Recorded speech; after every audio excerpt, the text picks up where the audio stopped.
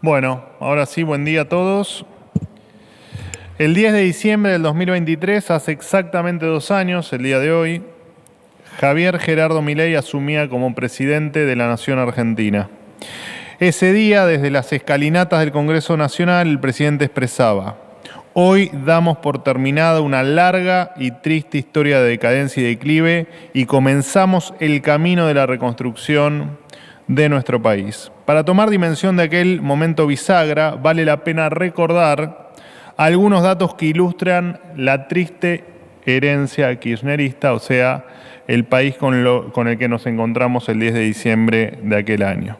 La inflación era del 211% anual, la más alta del mundo en ese momento. Más de 6 de cada 10 niños estaban debajo de la línea de pobreza. El déficit era de 15 puntos del producto, ya lo dijimos varias veces, 10 puntos en el BCRA y 5 puntos en el Tesoro de la Nación. Hubo 8.239 piquetes en ese año. Recordamos todos, la 9 de julio era un buen símbolo de que no se podía transitar libremente en la República Argentina. Y 22 asesinatos cada 100.000 habitantes en Rosario, una tasa 5 veces mayor a la del resto del país. Argentina en aquel momento era tierra arrasada. La política había dejado de estar al servicio de las personas y las personas pasaron a ser mano de obra de la política. El Estado presente, tan aludido por el kirchnerismo, no se veía en más seguridad ni en mejor educación ni en mejores servicios públicos. El Estado presente era un Estado al servicio de la clase política, un botín del que servirse a costa de todos los pagadores de impuestos. A tal punto llegó la impunidad de la casta política que llegaron a mofarse de los argentinos de bien. Revoleaban bolsos, hicieron vacunatorios VIP, liberaron presos, organizaron fiestas durante la pandemia mientras la gente no podía despedirse de sus familiares, querían cuidar a los enfermos en las camas cuchetas de Baradel y anunciaban los datos del COVID con la payasa Filomena. Llegaron a la mesa contra el hambre o a la mesa del hambre en autos de lujo, se beneficiaron de la obra pública y los seguros del Estado, mandaban a sindicalistas a controlar precios, midiendo el tamaño de las góndolas con 1 metro. En el contexto de la invasión a Ucrania, el presidente Fernández anunciaba el inicio de la guerra contra la inflación, combatían la violencia de género inaugurando bancos rojos, impusieron el lenguaje inclusivo para todos los documentos del Estado, inauguraban hospitales sin insumos, gastaban el dinero de los contribuyentes en bubucelas, geles íntimos y penes de madera, regalaron bicicletas y viajes de egresados, pusieron como canciller a un funcionario que mostró severas dificultades en el uso del idioma inglés, se aliaron a Irán, Cuba, Nicaragua y condecoraron al dictador Maduro y hasta navegaban en yates en el Mediterráneo mientras la vida de los argentinos empeoraba cada vez más. Esa era la Argentina con la que nos encontramos el 10 de diciembre de 2023. Una Argentina pobre, caótica e insegura, donde el ciudadano promedio no tenía forma de prosperar.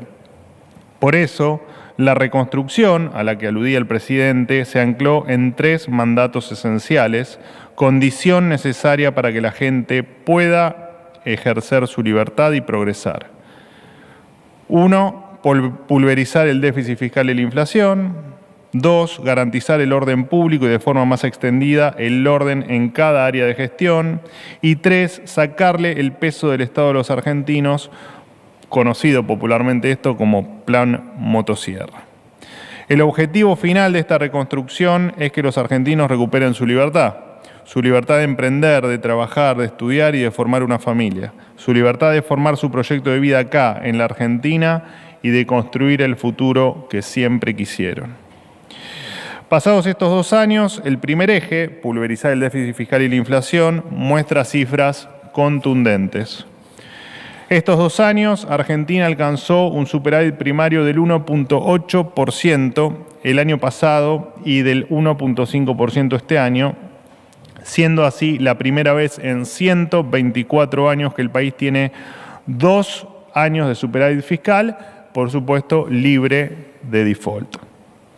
La inflación, que corría al 1.5% diario en diciembre del 2023, hoy corre al 2% mensual y acumula en el año una variación del 24,8% frente al 211% anual previo al comienzo de nuestra actual gestión.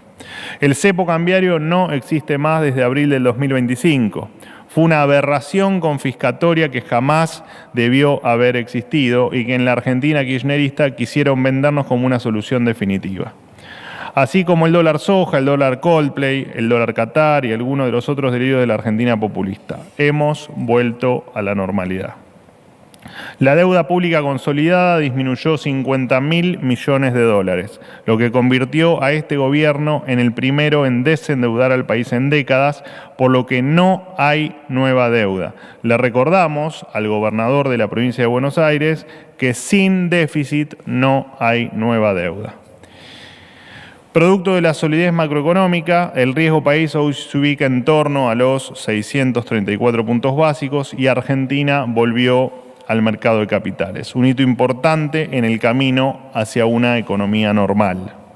Como consecuencia del orden económico y principalmente de la baja de la inflación, la pobreza pasó del 52,9% al 31,6% según el INDEC, que dicho sea de paso es un organismo autárquico y que mantiene al mismo director, a su mismo titular, desde el gobierno anterior.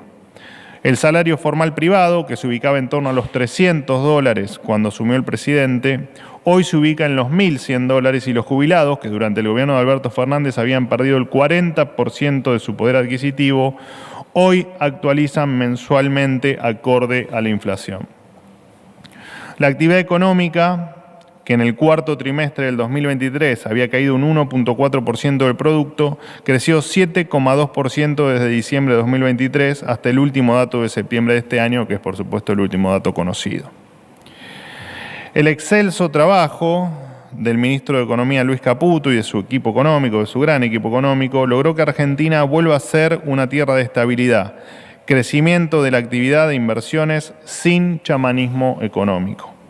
En el marco del régimen de grandes inversiones se anunciaron proyectos por 53.087 millones de dólares, de los cuales ya se aprobaron inversiones por 24.814 millones de dólares. Este año, Argentina alcanzó el récord de producción de hidrocarburos con el superávit energético más alto desde 1998 y el nivel de exportaciones mineras más alto en 14 años. 4.870 millones de dólares en los primeros 10 meses del año. En el marco de la ley base se aprobó la privatización de AISA, Aerolíneas Argentinas, Núcleo Eléctrica, Belgrano Cargas y Logística, Enargas y Transener-Citelec. Estamos perfeccionando la gestión de las empresas públicas para sanearlas y venderlas al sector privado al mejor precio posible. Además, se avanzó con la concesión de rutas y obras de infraestructura clave como puertos y la hidrovía Paraguay-Paraná. El 10 de diciembre de 2023, algunos auguraban un dólar a 3.000 pesos y más también, ¿no? Saqueos y la caída de este gobierno a los 3 meses de gestión. Los más optimistas creían llegar a un equilibrio fiscal en la segunda parte del año 2024. En estos 2 años de gobierno pasamos de querer sacarnos de encima los pesos antes de que los devore la inflación a la tranquilidad de saber que mañana todo va a estar más o menos igual que hoy. Fruto de esta nueva normalidad, hoy volvieron los préstamos hipotecarios a la Argentina con un aumento del 386% con respecto al 2023 y los patentamientos de autos y de motos aumentaron un 30% y un 24% respectivamente en comparación también con el año 2023. El segundo eje, garantizar el orden público, mostró grandes avances gracias al enorme trabajo de los Ministerios de Seguridad Nacional, de Justicia, de Capital Humano y de Defensa. Los piquetes, como dije al principio, pasaron de 8.239 al año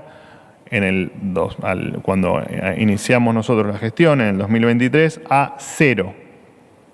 Esto no solo tiene que ver con el rigor del cumplimiento de la ley de las fuerzas de seguridad, hasta hace poco conducidas por la doctora Bullrich, también tiene que ver con la decisión del Ministerio de Capital Humano, liderado por Sandra Petovelo, de cortar con la intermediación de los planes sociales. Así se le sacó la herramienta de extorsión de la que tantos años gozaron los gerentes de la pobreza, porque no solo destruyeron el país, sino que además le sacaban un plato de comida a los que lo necesitaban para poder subsistir. Garantizar el orden público implica también poner fin a la barbarie del crimen y de la delincuencia. Las políticas garantistas de los últimos 20 años han hecho de la Argentina un verdadero baño de sangre. Los delincuentes caminaban libres por las calles, mientras los argentinos de bien se veían obligados a encerrarse tras las rejas en sus hogares. Gracias a la doctrina Bullrich, los homicidios bajaron un 11,5% en 2024 y se alcanzó la cifra más baja de los últimos 25 años, del último cuarto de siglo. La lucha contra el crimen organizado se vio reflejada en el récord de incautación de drogas que en los últimos 2 años alcanzó los 80.000 kilos, récord en la historia del país. Para que haya ley y orden en Argentina es fundamental que los delincuentes paguen por el daño que cometieron. Se sancionó la ley de reiterancia para dar un paso más hacia terminar con la puerta giratoria. El otro paso será el de la reforma del Código Penal. Y también se sancionó la ley antimafias para desarticular las bandas criminales y que todos sus miembros reciban la pena máxima. Un gran trabajo en conjunto entre el Ministerio de Seguridad y el Ministerio de Justicia. Además, se aprobó la ley de juicio en ausencia, que permitirá juzgar a terroristas prófugos y avanzar en causas históricas como el atentado a la AMIA, que lleva 31 años de impunidad. Para acelerar los tiempos de la justicia, se implementó el sistema acusatorio en 16 provincias. Ya está vigente en el 65% del país y para 2027 lo estará en todo el territorio nacional. Con este nuevo sistema se lograron condenas en tiempo récord, cuando antes había juicios que demoraban años. Las Fuerzas Armadas también son un elemento clave en la seguridad nacional. Durante años soportaron el maltrato y la humillación de los gobiernos de turno, un destrato que se vio reflejado en su falta de financiamiento y en la falta de reconocimiento hacia ellos.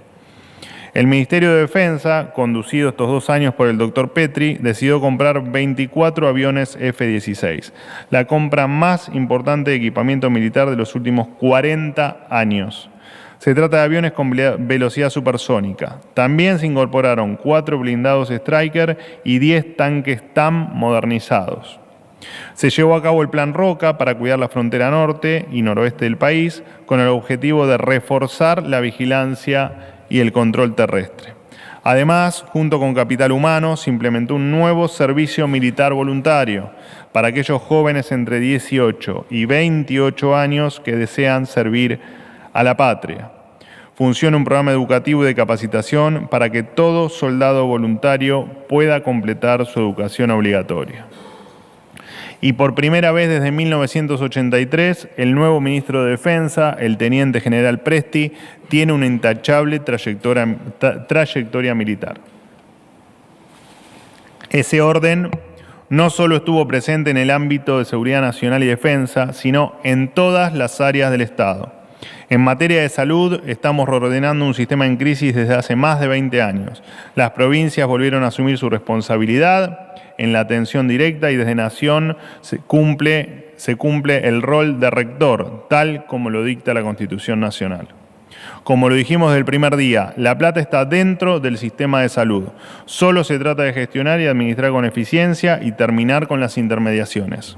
Esto nos permitió invertir casi 30.000 millones de pesos en equipamientos y obras en el Hospital Garrahan y otorgarle un aumento histórico del 61% al personal. Además, se implementó el sistema de receta electrónica, se amplió el listado de medicamentos de venta libre para fomentar la competencia y bajar precios, y se eliminaron trabas burocráticas que encarecían los tratamientos. También se dispuso que los médicos formados en Argentina tengan prioridad en las residencias médicas y se puso en marcha el primer laboratorio de bioseguridad nivel 4 en América Latina. En estos 2 años la salud dejó de ser una caja negra. Se puso fin a los curros legales y con intermediaciones innecesarias que absorbían recursos sin mejorar la calidad del sistema. El sistema de salud volvió a estar al servicio de quienes lo necesitan y de quienes lo sostienen todos los días. Son datos que reflejan la hipocresía de quienes manchan en nombre de la salud, mientras le deben plata a los hospitales que dicen defender. En materia de educación, con la aprobación de las 24 jurisdicciones responsables de implementar, por supuesto, la política educativa, se lanzó el Plan Nacional de Alfabetización y se acordaron 190 días de clase para el año 2026, al tiempo de disponer de un mínimo de horas de dictado de clases. 760 horas reloj para primaria, 900 para secundaria y 570 horas para nivel inicial. Se llevaron adelante las pruebas a aprender que miden el aprendizaje de los estudiantes de sexto grado en lengua y matemática. Además, implementaron los vouchers educativos que alcanzó en el último año a 504.808 estudiantes de 365.961 familias. En materia de bienes del Estado, cumpliendo la ley y respetando la normativa urbana, el Estado deja atrás década de desuso y despilfarro. Los activos improductivos vuelven a generar valor. La gestión ya acumula 321.915.200 dólares en subastas transparentes. Además, aprovecho para anunciarles que el AVE subastará una Ferrari F430 decomisada en una causa de narcotráfico y lavado de activos. El valor base fijado por la justicia es de 182.277 dólares. Nada de lo que deba estar en manos del privado permanecerá en manos del Estado. Después de esto hay fotos, después se las vamos a enviar con todo el detalle del origen y de los datos, por supuesto, del vehículo. De todas maneras, va a estar en la página de AVE. En materia de relaciones exteriores, Argentina dejó atrás el alineamiento con regímenes autoritarios y narcodictaduras para volver a alinearse con democracias liberales de Occidente. El presidente Milei mantuvo encuentros con líderes internacionales como el presidente estadounidense Donald Trump, el presidente israelí, el primer ministro israelí y la presidenta del Consejo de Ministros de Italia, entre otros. El fortalecimiento de las relaciones bilaterales con Estados Unidos e Israel, dos socios estratégicos que comparten los valores de la libertad y la propiedad privada, derivó en un contundente respaldo de los organismos multilaterales de crédito y el Tesoro de los Estados Unidos, además de los múltiples encuentros del presidente con empresarios y autoridades norteamericanas de la JP Morgan, Amazon, Visa, Paramount, Chevron, etc. En este contexto, la Argentina inició el proceso para ingresar al programa de exención de visas que, en caso de que culmine exitosamente, permitirá que los argentinos puedan viajar al país norteamericano sin visado. También se acordó un marco para un acuerdo que profundice la cooperación bilateral en materia de comercio e inversión con Estados Unidos. El acuerdo va a crear condiciones necesarias para incrementar las inversiones del país norteamericano en la Argentina y a permitir que los productos argentinos entren con más facilidad al mercado más grande del mundo. El inicio de este proceso no es un hecho aislado, es el símbolo de la confianza internacional que recuperó la Argentina en muy poco tiempo y el objetivo central de cada viaje que hace el presidente, que no es ni más ni menos que obtener beneficios para los argentinos. Además, este gobierno reactivó el proceso de adhesión a la OCDE, la Organización para la Cooperación y el Desarrollo Económico, que estaba estancado, y avanzó en el Tratado de Libre Comercio entre los países que integran el Mercosur, Argentina, Brasil, Paraguay y Uruguay, y los de la EFTA, Islandia, Liechtenstein, Noruega y Suiza. El tercer eje, que se logró como nunca antes en la historia, sacarle el peso del Estado a los argentinos. Desde el comienzo de la gestión se recortó todo el gasto superfluo, se puso fin a los privilegios de la política, se cerraron ministerios, se eliminaron cerca de 100 secretarías y subsecretarías, junto con más de 200 áreas con funciones duplicadas y obsoletas. La planta estatal se redujo en 59.924 empleados, se eliminaron los cargos hereditarios en AFIP, el Banco Central, el Banco Nación y ANSES. Durante mucho tiempo, la pauta oficial fue un elemento de coacción de la política disfrazada de publicidad del gobierno. Hoy la pauta oficial es cero y se ha eliminado, de hecho lo he hecho yo en primera persona, se ha eliminado la Dirección Nacional de Publicidad Oficial, que es quien ejecutaba estos presupuestos de pauta. Se derogó la ley de alquileres, como resultado aumentó la oferta y bajaron los precios. Por primera vez las facultades delegadas se utilizaron para reducir el peso del Estado y disminuir impuestos. Los 65 decretos delegados que se promulgaron implicaron un ahorro de 2.000 millones de dólares anuales en gastos. Entre otras cosas, se disolvieron 30 fondos fiduciarios que funcionaban como cajas políticas y se eliminó el INADI con 430 empleados y millones de pesos en alquileres de edificios. También se eliminaron los privilegios de la casta aeronáutica y se puso en marcha una política de cielos abiertos con nuevas líneas, más rutas aéreas y mayor conectividad. Se terminó con el monopolio de la SUBE y se incorporaron nuevos medios de pago en el transporte público. Para terminar con las trampas de siempre, se implementó la boleta única a nivel nacional en las últimas elecciones del 26 de octubre, y los resultados fueron más que satisfactorios. En total, se eliminaron más de 1.000 normas y se abrieron más de 50 mercados que antes estaban cerrados por las asfixiantes regulaciones. Gracias a la reducción del gasto público y el equilibrio fiscal, se redujeron impuestos.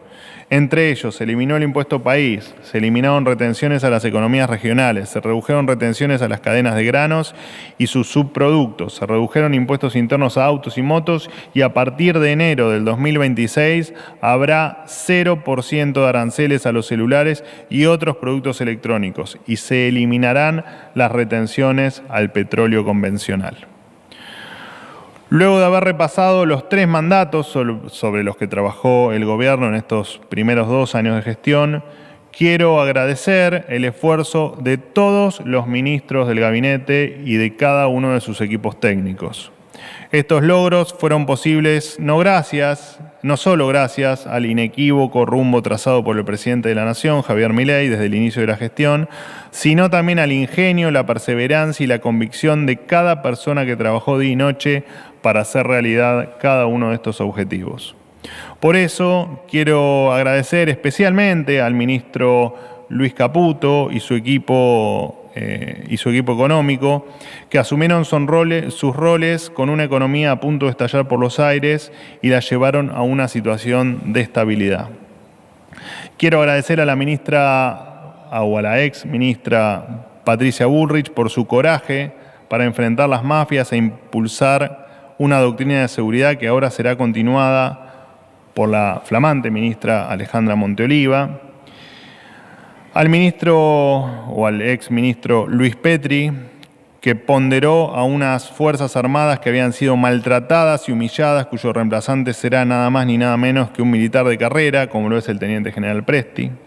Le quiero agradecer también a la ministra Sandra Petovelo por su inclaudicable lucha contra el clientelismo político y los gerentes de la pobreza, por volver a poner a la educación de los chicos en un plano protagónico y por ser la primera ministra de la historia argentina en impulsar el capital humano como una reforma completa de la política social, la educación y el trabajo.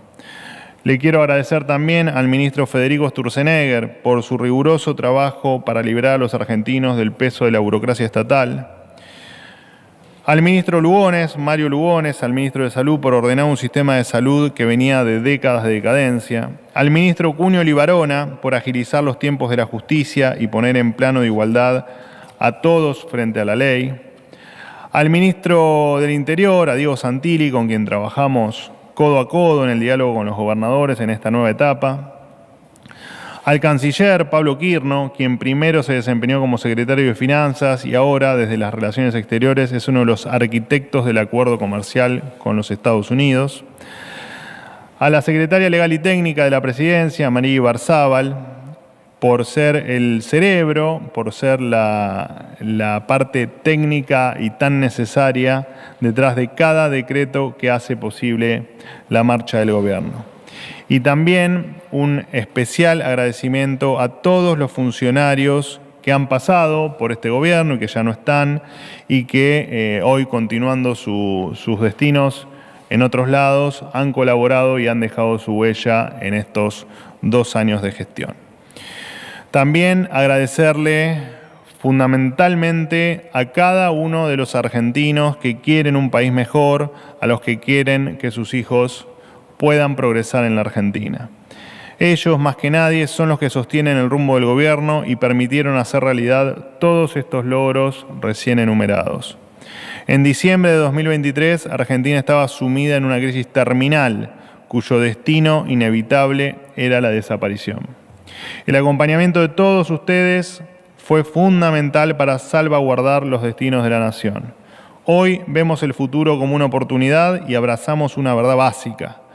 Un país está bien gobernado si y solo si sus ciudadanos pueden vivir en libertad y buscar prosperidad. Ese es el mejor legado que le podemos dejar a nuestros hijos y a las futuras generaciones. El presidente de la Nación, Javier Milei, asumió la primera magistratura de la Nación bajo un lema que explicaba la causa del problema argentino. Una Argentina distinta es imposible con los mismos de siempre. Desde ese momento, la Argentina emprendió un camino sin gradualismos para pulverizar la inflación, recuperar el orden y el prestigio internacional. Cualquier otro ser humano hubiese optado por el camino fácil, aliarse con los responsables del fracaso para mantener el status quo. Eso solo hubiera estirado la agonía de la destrucción del país. Argentina tuvo y tiene un presidente que prefiere decir una verdad incómoda a una mentira confortable. Eso me parece que ya todos somos conscientes de ello.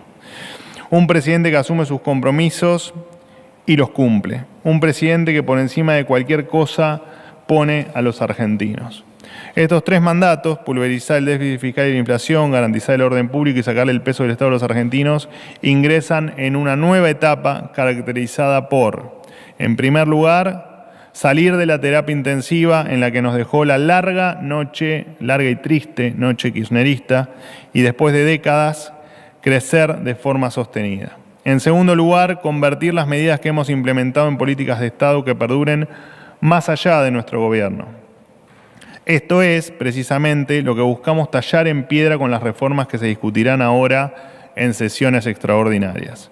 En primer lugar, aprobar un presupuesto con regla fiscal y déficit cero, que esperamos sea el primero de una larga lista de aquí al futuro. El compromiso nacional por la estabilidad fiscal y monetaria, que impondrá el déficit cero para la sanción de presupuestos futuros y penalizará la emisión monetaria. La ley de inocencia fiscal para blindar al ciudadano de bien que ahorró y asegurarle la posibilidad de formalizar ese ahorro sin que el fisco lo esté persiguiendo.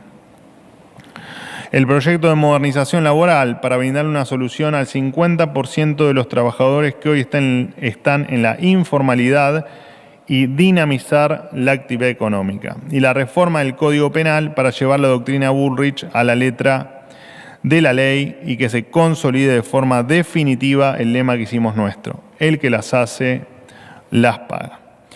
Bueno, y por supuesto, dentro de extraordinarias también la modificación de la ley de glaciares, ¿no? Desde el 31 de octubre, junto al ministro del Interior, Diego Santilli, nos reunimos con los gobernadores, o vicegobernadores en su defecto, de 20 provincias del país para volver realidad esta agenda de reformas. En estas últimas elecciones, los argentinos eligieron afianzar el camino reformista que emprendimos para dar vuelta de una vez y para siempre la historia argentina. La gran mayoría de la política ha escuchado este mandato. Por primera vez en un siglo, somos muchos más los que queremos dar vuelta a la página del país que quienes quieren aferrarse al pasado. Tenemos una oportunidad histórica y le extiendo mi compromiso a cada uno de los argentinos. Esta oportunidad histórica no la vamos a desaprovechar. Bueno, muchísimas gracias. En lo personal fue un placer acompañar al presidente estos 2 años en los diferentes roles que fui teniendo, ahora en este último como jefe de gabinete, y también un punto aparte, bueno, para el periodismo, para todos ustedes que nos han acompañado informando durante estos 2 años, con algunas idas y vueltas, pero en una excelente relación y con mucho respeto, así que mi agradecimiento también para con todos los que compartimos la diaria aquí en Casa Rosada. Bueno, esto es todo. Los escucho. ¿Qué tal, Manuel? Miguel Nicolich, Radio Rivadavia. Concluida ayer con la última reunión del Consejo de Mayo, se supo de la ausencia del representante de la CGT. Es más, la CGT, la comisión directiva, fue convocada de urgencia para mañana. Parece ser que la relación entre el gobierno y la CGT están rotas a partir del proyecto de ley de reforma laboral. No obstante, hay rumores de que aún persisten algunos canales de diálogo. ¿Cuál es la posición a esta hora, este día, a propósito del vínculo con la CGT y si hay posibilidades que se demore, se retrase, se empantane la aprobación de la reforma laboral? Eso por un lado. Y por otro, ¿terminaron las rondas de encuentros con los gobernadores o van a continuar? Bueno, con respecto a tu primera pregunta, Martínez no estuvo en la última reunión en el cierre. Sí, yo estuve con él. Bueno, yo el consejo lo presidí las últimas 2 reuniones, porque antes, por supuesto, yo no era jefe de gabinete. Y la vez que me reuní con él, intercambiamos de una manera muy amistosa y constructiva un montón de ideas. Y la última vez no estuvo, no por nada en particular, sino porque él estaba, según nos informó, estaba regresando de Washington. El vuelo no llegó horario como estaba previsto para poder participar del encuentro y pidió las disculpas correspondientes. No tuvo nada que ver con un tema, entiendo, ni interno de la CGT, ni ningún tema que tenga que ver con discusiones del Consejo de Mayo, entre ellas la modernización laboral. Nada tuvo que ver con eso, simplemente con un tema de vuelos y de tiempos. De hecho, la conferencia, el anuncio aquí, lo hicimos con todos un poco a las apuradas, porque incluso Alfredo Cornejo, por ejemplo, tenía un vuelo a las 16 horas que tampoco llegaba. Bueno, son cosas que pasan y que no son responsabilidad de nadie más que de las agendas y de las rutinas de cada uno de los que participaban. Con respecto a tu segunda pregunta, la CGT al proyecto de ley que presentó o que está por presentar el gobierno, por eso se convoca de urgencia mañana la comisión directiva. El proyecto lo discutirá el Congreso. El proyecto de ley está terminado, por supuesto que va a ir a debate legislativo y se debatirá y se aprobará y daremos vuelta a la página y dejaremos atrás el 50% de informalidad que hay en la Argentina y no hay mucho para analizar, digo, es un tema estrictamente de las CGTs, que se pueden expresar como mejor les parezca. El proyecto de reforma laboral está terminado, lo tengo yo en mi celular. Digo, mañana. Y la reunión con los gobernadores, de hecho, hoy creo que había una reunión entre, no te quiero mentir, pero hoy a la mañana había una reunión con Diego Santilli. Las reuniones van a seguir estando porque hay un montón de temas de las agendas que compartimos y de las preocupaciones que tenían las provincias que las estamos atendiendo y que estamos avanzando. Entonces las reuniones van a ser permanentes, te digo más allá del contexto de las sesiones extraordinarias. Así que sí, las vas a seguir viendo, digamos. Hola Manuel, ¿qué tal? ¿Cómo estás? Peralta.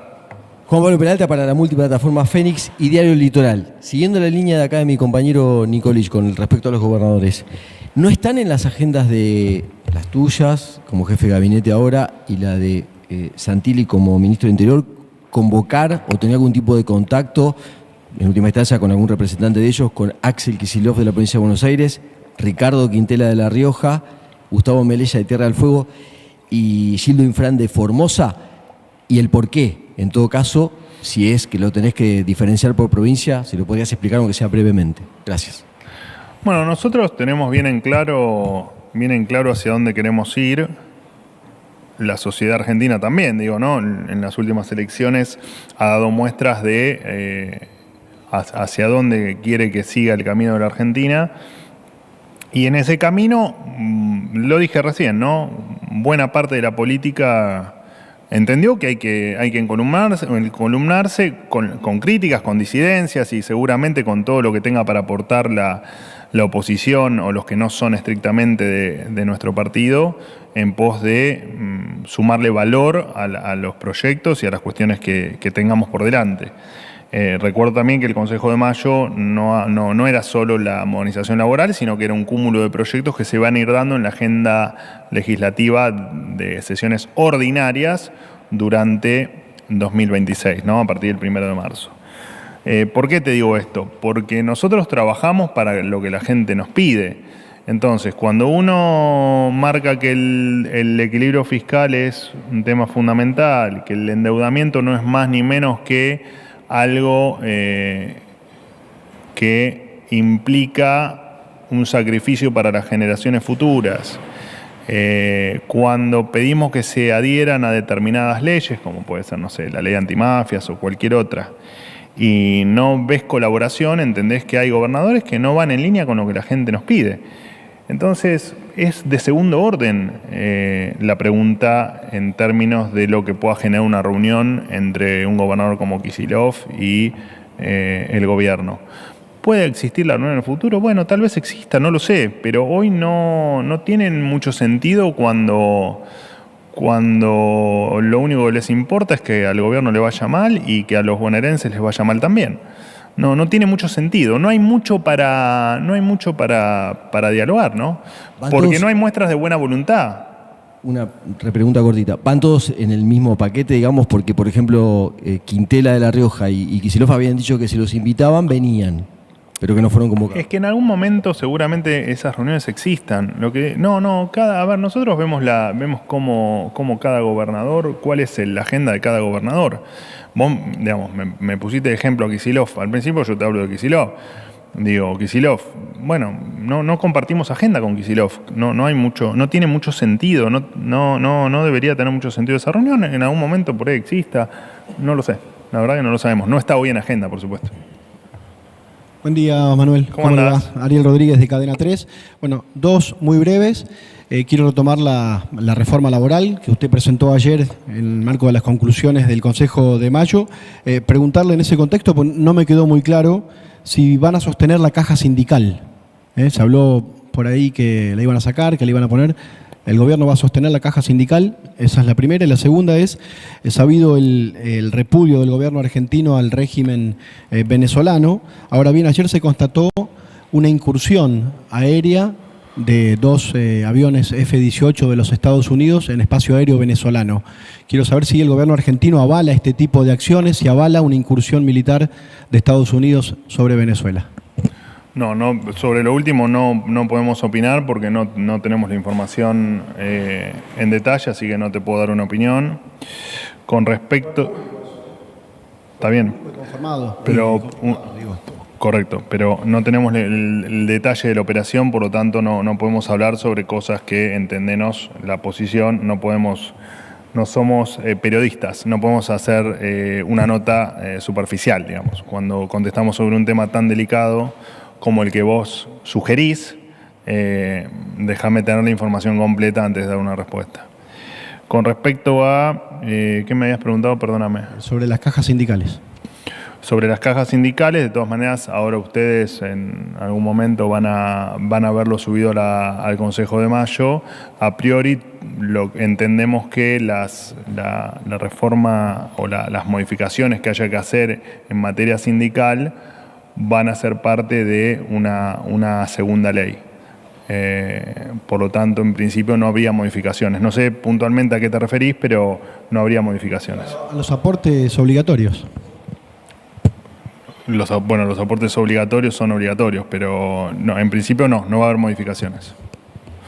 De todas maneras, no te olvides que nosotros mandamos un proyecto que hoy lo tengo está terminado, digamos. Prestame atención así. Ese proyecto pasa a discusión legislativa. O sea, ese proyecto puede tener modificaciones. ¿Estamos? O sea, nosotros enviamos un proyecto que después lo sometemos a debate. No hay modificaciones en ese aspecto. Sí, Manuel, buenos días. Estela Gárnica de A24.com. ¿Qué pasa si el Congreso no sanciona antes del 30 de diciembre la ley de reforma laboral? ¿Hay un plan B del gobierno? ¿Va a extender las sesiones extraordinarias? Si ya tienen las fechas previstas aproximadamente, ¿cómo va a ser ese proceso? Y por otro lado, también hablaban de una reforma tributaria. ¿La van a enviar? Y en ese marco, ¿qué impuestos van a bajar? Si Milei va a cumplir la promesa de bajar impuestos, por ejemplo, el impuesto al cheque o otros que se consideran distorsivos. Gracias. Bueno, con respecto a ver, estamos hablando de supuestos porque el trámite legislativo, la verdad es que no sabemos si se va a poder cumplimentar en términos de tanto de presupuesto como de modernización laboral. Bueno, veremos ahí qué decisión se toma, si se extiende. Vamos al supuesto de que por un tema de tiempos no se llegue, vamos a ver si se puede estirar algunos días o si se retoma la actividad a mediados de enero. Pero no hay una definición sobre eso. Tenemos expectativa de que tampoco depende de nosotros, depende estrictamente de tiempos que te marca la técnica legislativa. Es una posibilidad, pero bueno, vamos a ver si lo resolvemos los primeros días de enero en el caso de que ocurra, creo que esa va a ser la decisión, pero no lo hemos discutido todavía. ¿Cuál era la otra pregunta? Se habló mucho de la ley tributaria, una reforma de la ley tributaria. ¿Qué impuestos tiene previsto bajar y si lo van a presentar en estos días también? ¿La van a presentar ahora? Va a haber, entiendo que va a haber algo dentro de va a haber un apartado en la reforma laboral, en la modernización laboral, que entiendo que ya lo leíste. Ahí va a haber una parte y después entiendo que si va a haber otra, todavía no está definido, pero de existir va a ser en la segunda parte de las extraordinarias en febrero. Y nosotros, pasó con las retenciones hace 48 horas, la línea va a estar siempre ir bajando impuestos. Por supuesto que tenemos una condición inamovible, que es el equilibrio fiscal, y eso depende de determinados factores, no el equilibrio fiscal, porque eso es innegociable, pero sí de cuántos recursos uno disponga para seguir bajando impuestos. Pero la línea va a ser esa, cuando dentro de 2 años, cuando esté describiendo los logros de los 4 años de gobierno, vas a ver que voy a haber sumado un montón de impuestos que también eliminamos y que van a ser parte de la historia. Última pregunta. ¿Qué tal, Manuel? Buen día, ¿cómo te va? Martín Fernández para Radio de la Ciudad. Quería avanzar un poquito más sobre la cuestión Venezuela. Escuché la respuesta que le diste a Ariel, cuestiones que no conoce todavía el gobierno, no se puede hablar al respecto de eso, pero te quiero preguntar en general cómo analiza el accionar de Estados Unidos el gobierno argentino, las lanchas que fueron destruidas por misiles provenientes de aviones norteamericanos ocupadas por presuntos narcos, cuestiones que no han quedado clarificadas del todo. ¿Qué lectura hace el gobierno argentino de eso? Y si en general avala la estrategia de Donald Trump para con Venezuela, y si este alineamiento geopolítico que tiene la Argentina no complejiza de alguna manera la situación del gendarme Nahuel Gallo. Y permitime otra pregunta, si se puede, al respecto de lo que fueron ayer los allanamientos en la AFA y en otros clubes de fútbol argentino, 17 clubes, más de 35 allanamientos que ha hecho la justicia. La pregunta que quiero hacerte, bueno, si tenés una lectura al respecto de esto, más allá que probablemente me digas que es un tema de la justicia, pero qué análisis hacen de lo que está sucediendo en la AFA, y puntualmente al respecto de Claudio Tapia, si considera el gobierno nacional a Chiqui Tapia, como una persona idónea para seguir al mando del CIAMSE en este momento, en la actualidad. Bueno, voy por la primera respuesta.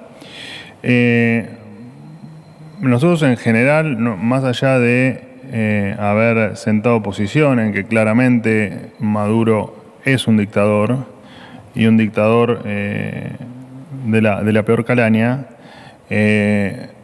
habrán notado que desde el episodio de Nahuel Gallo hemos sido muy cuidadosos en las declaraciones y en las descripciones de los hechos,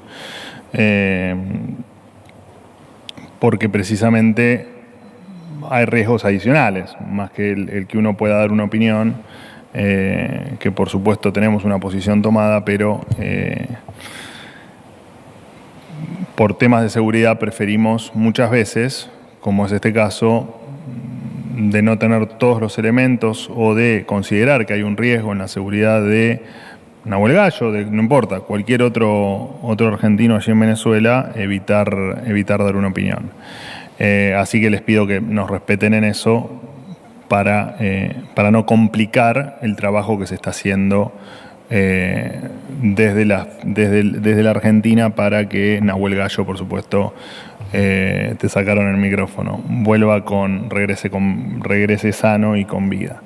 Quería preguntar al respecto de lo que estás diciendo. El otro día, durante la asunción, la ministra Monteoliva aseguró que va a volver con vida Nahuel Gallo. Se cumplió 1 año de su detención forzada. ¿Ustedes lo pueden confirmar? Bueno, la ministra tendrá los elementos y tendrá no solo los elementos para haber dicho eso, sino que además debe tener los elementos para inferir que esa frase no puede traer ningún tipo de riesgo al gendarme. Si lo que diga la ministra Monteoliva efectivamente es así. Así que si ella confía en que Nahuel Gallo va a volver con vida y sano y salvo, es porque efectivamente tiene los elementos para decirlo. Pero te repito, somos muy cuidadosos, no vamos nunca a dar un detalle sobre el tema. Ya lo he dicho en otras oportunidades, lo vuelvo a repetir, no es mala voluntad, es simplemente un tema de seguridad de la gente que está allá pasando una situación horrorosa. ¿Listo? Gracias.